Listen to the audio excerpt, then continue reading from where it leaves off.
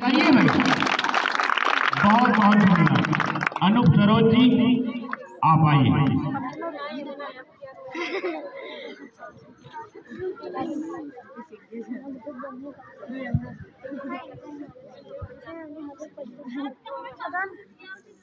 माननीय मुख्य अतिथि, आदरणीय प्रधानाचार्य, शिक्षकगण एवं मेरे प्रिय सहपाठियों व सभी ग्रामवासियों, आप सभी को गणतंत्र दिवस की हार्दिक शुभकामनाएं। सबसे पहले तो मैं उन वीरों को नमन करता हूं जिनकी वजह से हमें गणतंत्र की प्राप्ति हुई है। ये देश है ऐसे वीरों का जो देश पे जान लुटाते हैं। क्रांतिवीर वो बलिदानी हंस के सूली चढ़ जाते हैं। भगत सिंह आजाद यहीं पे जान से अपनी खेले थे। क्या रंग था वो भी देश प्रेम का, लगे यहाँ पे मिले थे। साथियों, आज का ऐतिहासिक दिन, जिस दिन हमारे देश का संविधान लागू हुआ और हम विदेशी कानून से मुक्त हुए, मगर साथियों यह जो गणतंत्रता हमें मिली है इतनी आसानी से नहीं मिली है।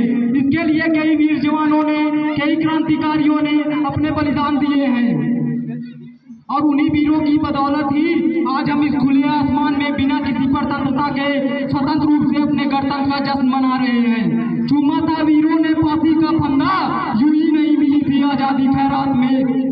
अंग्रेज तो चले गए लेकिन आज भी हमारे देश में कुछ ऐसे अंग्रेज मौजूद हैं जो फूट डालो और राज करो की नीति में विश्वास रखते हैं और अपनी राजनीतिक रोटियां सेकने के लिए इस गणतंत्र भारत में लोगों को धर्म के नाम पर, जाति के नाम पर लड़ाते नजर आते हैं। उनके लिए सिर्फ इतना कहूंगा, खूब बहती है अमन की गंगा, बहने दो, मत फैलाओ देश में दंगा, रहने दो, लाल हरे रंग में ना बांटो हमको, मेरे छत पर एक तिरंगा रहने दो, मेरे छत पर एक तिरंगा रहने दो।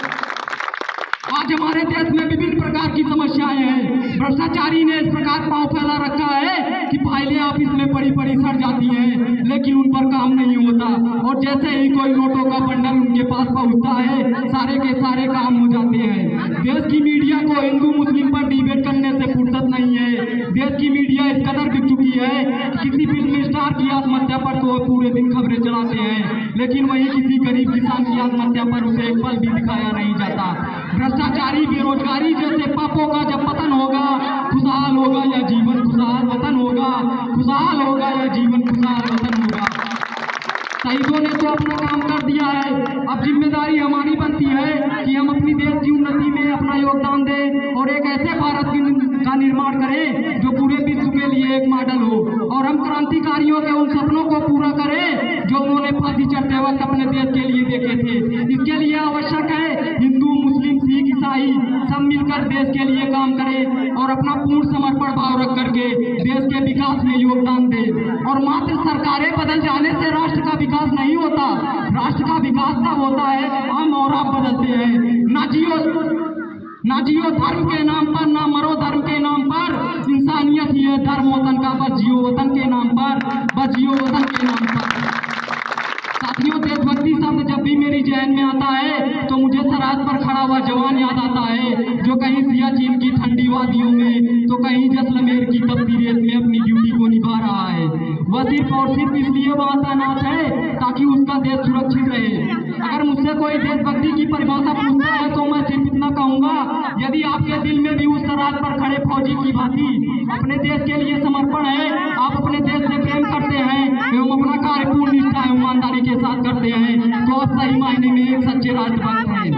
और जिस दिन देश का प्रत्येक नागरिक उस सरहद पर खड़े फौजी की भांति अपने कर्तव्य को पूर्ण निष्ठा के साथ में निभाएगा, उस दिन हम पूरे विश्व को एक विश्व गुरु भारत दे चुके होंगे।